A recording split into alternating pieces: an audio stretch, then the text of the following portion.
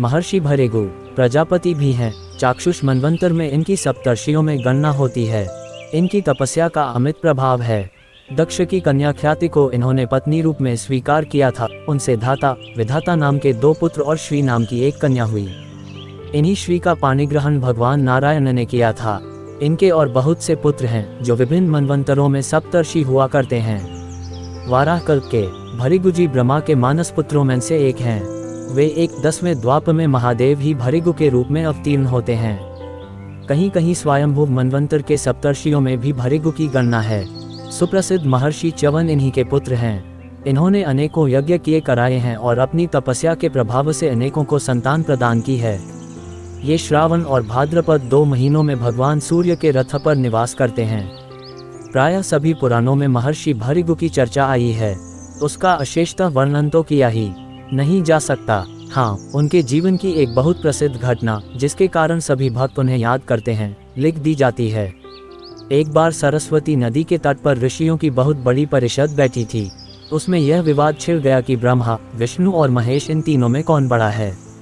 इसका जब कोई संतोषजनक समाधान नहीं हुआ तब इस बात का पता लगाने के लिए सर्वसम्मति से महर्षि भृगु ही चुने गए। ये पहले ब्रह्मा की सभा में गए और वहां अपने पिता को न तो नमस्कार किया और न उनकी स्तुति की। अपने पुत्र की इस अवहेलना को देखकर ब्रह्मा जी के मन में बड़ा क्रोध आया, परंतु उन्होंने अपना पुत्र समझकर इन्हें क्षमा कर दिया, अपने क्रोध को दबा लिया। इसके बाद ये कैलाश पर्वत पर अपने बड़े भाई रुद्रदेव के पास पहुंचे। अपने छोटे भाई भृगु को आते देखकर आलिंगन करने के लिए वे बड़े प्रेम से आगे बढ़े, परंतु भृगु ने ये कहकर कि तुम उन्मार्गगामी हो, उनसे मिलना अस्वीकार कर दिया। उन्हें बड़ा क्रोध आया और वे त्रिशूल उठाकर इन्हें मारने के लिए दौड़ पड़े। अंततः पार्वती ने उनके चरण पकड़कर प्रार्थना की और क्रोध शांत किया।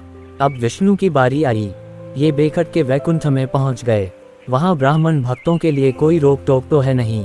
ये पहुंच गए भगवान के शयनागार में। उस समय भगवान विष्णु सो रहे थे और भगवती लक्ष्मी उन्हें पंखा झल रही थी, उनकी सेवा में लगी हुई थी। इन्होंने बेधड़क वहां पहुंचकर उनके वक्ष स्थल पर एक लात मारी। तुरंत भगवान विष्णु अपनी शैया पर से उठ गए और इनके चरणों पर अपना सिर रखकर नमस्कार किया और बोले, भगवान आइए आइए, विराजिए। आपके आने का समाचार ने जानने के कारण ही मैं आपके स्वागत से वंचित रहा। क्षमा कीजिए, क्षमा कीजिए। कहाँ तो आपके कोमल चरण और कहाँ यह मेरी वज्रकश छाती। आपको बड़ा कष्ट हुआ। ये कहकर उनके चरण अपने हाथों दबाने लगे।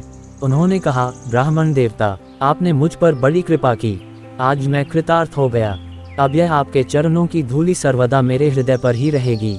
कुछ समय बाद महर्षि भृगु वहां से लौटकर ऋषियों की मंडली में आए और अपना अनुभव सुनाया। इनकी बात सुनकर ऋषियों ने एक स्वर से यह निर्णय किया कि जो सात्विकता के प्रेमी हैं उन्हें एकमात्र भगवान विष्णु का ही भजन करना चाहिए। महर्षि भृगु का साक्षात भगवान से संबंध है। ये परम भक्त हैं। इनकी स्मृति हमें की स्मृति प्रदान करती है।